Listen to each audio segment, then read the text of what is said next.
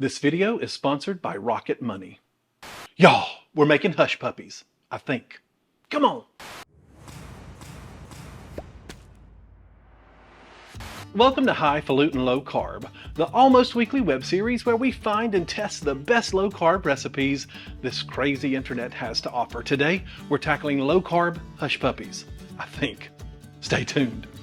All right, guys, low carb hush puppies. I think that's what we're making today, and I say I think because what we're actually testing is a viral TikTok recipe that has made its way amongst all the cool kids in the keto and low carb space already. And just like everything, I'm a day late and $1 short, but we're going to try it today. And one thing that seems to be the case is everybody loves the result of this recipe. They scream about how easy it is, how quick it is, and how delicious it is. But there's some debate about whether it tastes super cheesy or super bready, or maybe some of super cheesy bready. But one thing that people have said is this works great as a hush puppy. So I'm going to cobble together some of the ideas that I have harvested from the comment sections of all these TikToks and YouTube videos where people have tested these, and we're going to come up with a hush puppy recipe. So this is actually from a video by, let me look his name up because I can't say it, GialloZafferano, and he is an Italian chef on TikTok, and I'm going to play some of the video here. As you can see, this is his recipe for Parmesan Pearls, and it's just egg whites and grated Parmesan cheese, and you fry it and it puffs up into this beautiful bready, cheesy little bite that people are freaking screaming about how good they are. Well, everybody else has said add some garlic powder, some onion powder, maybe even some cornbread flavoring, and they come out as a perfect hush puppy recipe. Now, if you don't know what a hush puppy is, it's very common in the US, particularly in the southern US, where I'm from. It's a savory fried bread ball that goes great with fish fries and things like that. Rumor has it, I think the legend is that when you're around frying your fish out in the backyard and the dogs come calling around and want a little bite of something, you take off a piece of your battered dough and drop some in the oil and fish those out, and then you could tell your dogs to hush, hush puppy, and throw the little piece of bread. Now, I don't know if there's any truth to that, but it sure makes a cute little story. But hush puppies are fantastic. My dad is 81 years old, lives in the heart of Mississippi, loads his way around some hush puppies and has some of the best ones I've ever had. So I'll tell you, if this comes anywhere close, I'm going to tell you now, it probably won't, but as good as his. But I hope that we get somewhere close. So let's get started on this right now. They're going to try two different versions. One is with freshly grated Parmesan, which can be pricey, but that's obviously what the Italian chef is going to be using. And then a lot of people are using the green can. You know what I mean? The Kraft shelf-stable grated Parmesan cheese with all the ingredients that ride along with it. And before you say, there's sawdust in that, well, there's cellulose in there. Yes, that is different than sawdust. Nobody has sawed up a log and thrown sawdust in the Parmesan cheese. But yes, there are additives in that, but it is a lot cheaper to do and a lot less wasteful if you don't like the recipe. So I wanted to see, and we're going to test both of those now. Okay, so we're going to get started on the first version of this, and this is with the bowl number one over here. This is the original, this is just 100% grated Parmesan cheese. As you can see, it's very finely grated. I did purchase this pre-grated just for ease, but you could certainly grate your own, but make sure, or I made sure for our testing that this is just 100% Parmigiano Reggiano cheese that has been grated. Our second bowl, this is the Kraft Parmesan in a can that does have things like cellulose to prevent caking. It has some enzymes and milk cultures. Say what you will about it, it's a staple in a lot of homes for a reason. It's shelf stable, it's easy to use, and it kind of resembles somewhat Parmesan cheese. We're going to actually test these two ways. I've got some some avocado oil heating now over medium heat. That's about to get ready for us.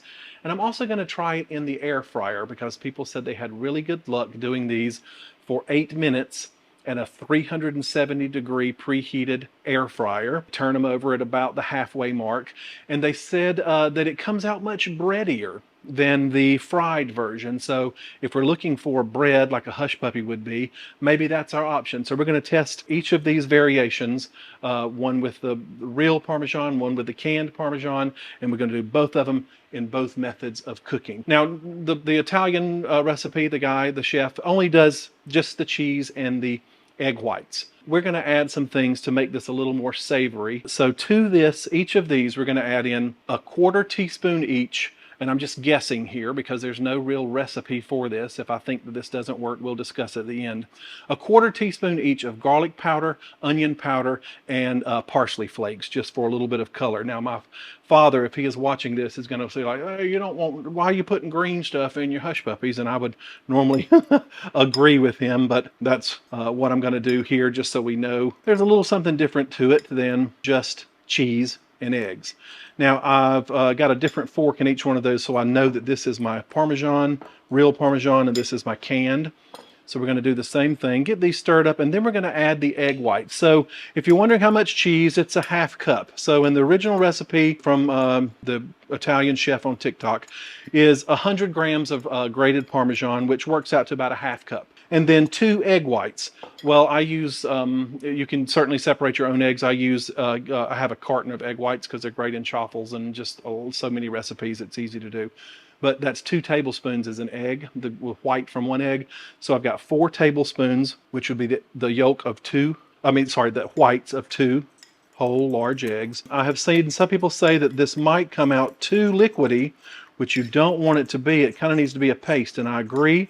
So what I'm going to do is add about another tablespoon of cheese to that before we go any further. His was a little thicker still. I'm going to add 2 tablespoons. That might get us closer to where we need to be. So we're at, yeah, that looks more appropriate. And then we're going to roll these into balls. So I'm going to set this to the side, and we're going to do the same with our grated canned cheese. We need to add a little more to it as well. I'm going to add in the 4 tablespoons. So right now we have a 1/2 cup plus 2 tablespoons of cheese and 4 tablespoons of egg whites in each recipe. If I were doing this again, I'd just keep the cheese at a 1/2 cup, and then I would just use probably 3 tablespoons of egg whites. If you're using real eggs, you would crack that out. And because eggs are natural things, you never know how much really.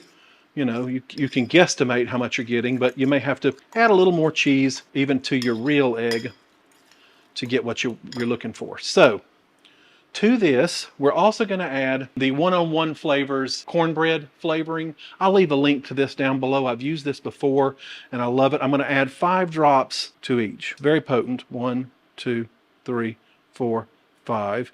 And I'll tell you at the end if I feel like this needed a little more flavoring. So make sure that's incorporated well into this. You don't want to leave just a big glop of flavoring in one section of your batter. Your hush puppy batter. Your Parmesan Pearl batter, I guess we're still going to call it. But gosh, I hope these kind of come out as perfect little hush puppies, because that is one thing I love and miss so much on a keto diet. Okay, I've got the air fryer also heating up. Our oil is ready to go. I'm going to take it down just a little bit. I'm going to put recipe number 2 up, the canned Parmesan. Let's just do the real Parmesan to start with. I'm going to get about a teaspoon measure just so we're close to little balls. So I'm going to do that now with a few of these so that we have enough to both fry and to air fry. And I'll tell you which method I prefer, if each works, and we'll go from there. See you in just a second.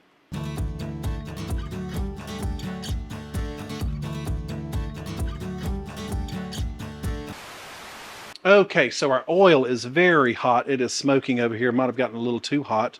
And I'm going to carefully just drop in a few of these. And you just leave them alone like a hush puppy. They're supposed to just release themselves after about a minute. And now I'm also going to take our basket from our air fryer, and I'm just going to lay them on. We might make a mess. If I've done this wrong, I apologize to whoever suggested this in all the comments that I saw. And I'm going to put these in at 375 for 7 minutes. At about 4 minutes, I'm going to turn them, and I'll meet you right back here and we'll test them.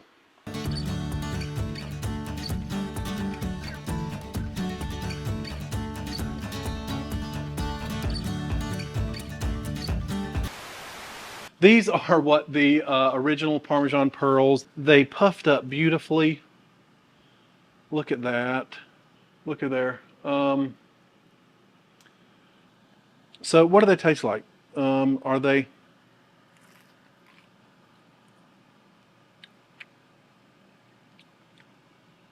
Very cheesy. Can't taste the cornbread at all. They're very salty. Oh, they are good. They feel the need for a hush puppy, but they are definitely cheesy. Oh, man. That is... Y'all, those are good. I could devour those. There's no carbs. Okay, let's see what our air fryer does. Woo, those are good. Okay, so these are fresh out of the fryer, and I'm just going to chalk this up to my ignorance. I should have put nonstick spray. I thought there would be enough fat in the cheese to prevent them from sticking, but I'm going to tell you now why I think the next recipe is going to be better in the air fryer and potentially all the way around for what we're looking for if we're going to call this a hush puppy. So I'm going to have to do a little cleanup on that, but to get that out of there. But I'm going to put it over to the side for now. And we're going to taste those in just a second. But so let's get started on our second recipe. But before we begin, I need to give a huge thank you to the sponsor of this video, Rocket Money. Rocket Money is the personal financial app that helps you cancel subscriptions, lower your bills, and manage your money better. If you're like me, you've probably seen the ads about Rocket Money and how it can help you cancel some of these recurring subscriptions. And to be very honest and transparent, I didn't think that this service or app was for me. I've got a banking app on my phone from my bank. I go through things fairly regularly. I thought I had a handle on this. So I went and downloaded the app for free. Y'all, within 5 minutes of putting my stuff in, it does its little thing in the background. It found two recurring subscriptions that I am double paying for. The first of those is cloud storage for photos on my phone, right? Somehow I have managed several years ago probably to sign up for duplicate accounts under separate email addresses. I shudder to think how much money I have wasted because I'm only using one of those accounts. The second one was a streaming service. Like a lot of people, I do a lot of streaming, and one of those I was paying for the service, and I was also paying for a bundled package which that service was included in. So I've been double paying for these. So with just a few taps, I was able to cancel both of those recurring subscriptions, and it's saving me about $240 a year just on those two things. If you want to do the same thing, you can try it for free by going over to rocketmoney.com/highfalutin. There'll be a link in the video description below so you can try that out for free. You can also take advantage of some of their premium services with things like smart savings and lowering your bills. You can take a picture of the your bill and send it to them, and they will actually negotiate on your behalf to lower those bills.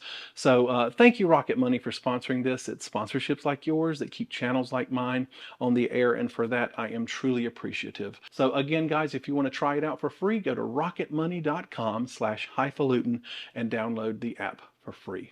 All right, let's get started on this second recipe. Come on. All right, so we're back. I'm going to test these in a minute, but what I wanted to show you was the batter that we made for the second recipe, and this is with the canned Parmesan. Do you see?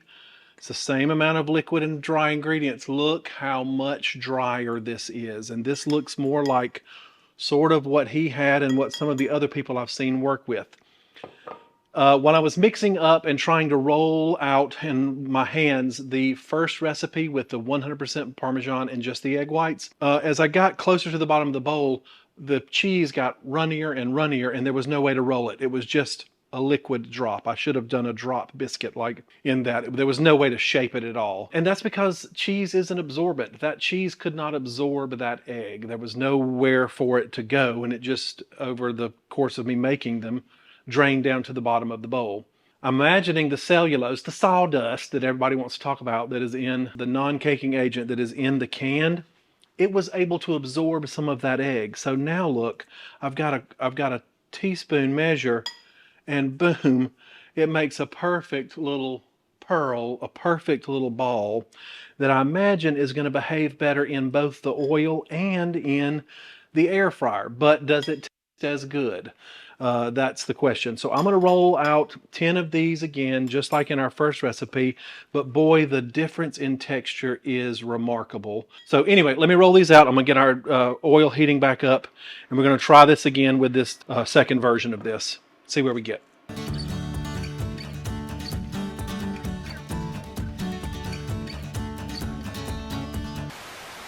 Okay, so as you can see, instantly these look better than the first recipe by a mile. So what I'm going to do is go ahead with the air fryer first, and normally I would clean that out, but I've got hot oil waiting and I'll just have to clean it out afterwards. But I am going to hit the interior of the thing with non-stick so that we don't have the same travesty that we did before. I'm going to put 5 of these in here, try to avoid the little puddles of cheese that I've already left behind from our first attempt. 3, 4, 5. We got 6 of each. I was able to be a little more precise with this one. So I'm going to put these in. Okay, those are going. And now I'm going to drop these. I believe our oil is ready. Might need a little more heat on it. I'm going to give that just a minute more to heat up. While I'm waiting, let's see. This is our air fryer ones from the original Parmesan. They don't taste bad.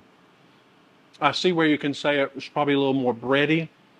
They're just too wet for the interior grates of that air fryer.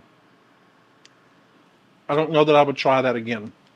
But, all right, I'm going to speed this up. We'll be right back after I finish all of this. I'm going to test these and I'll tell you what I think.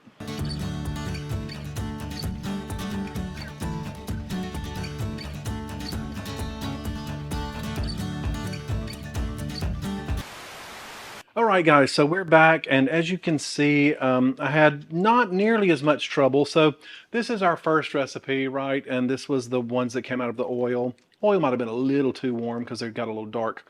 And then these are the ones that I tried to make in the air fryer. And again, this was the 100% Parmesan cheese. Now look at these. This is the ones with the Kraft grated in a jar, the green can Parmesan cheese, and wow. So as you can see, these held up very well. It's the same exact recipe, just I guess the cellulose and the other anti-caking agents in the cheese made these hold up beautifully. These are the ones in the air fryer. I still had a little trouble getting them off. They're kind of misshapen. They feel lighter, and as you can see where one stuck on the bottom, they seem to be much breadier. So let's taste the original. I've already gotten a photo of these. This is the ones in the oil. Even the texture is less cheesy and more bready. What is it?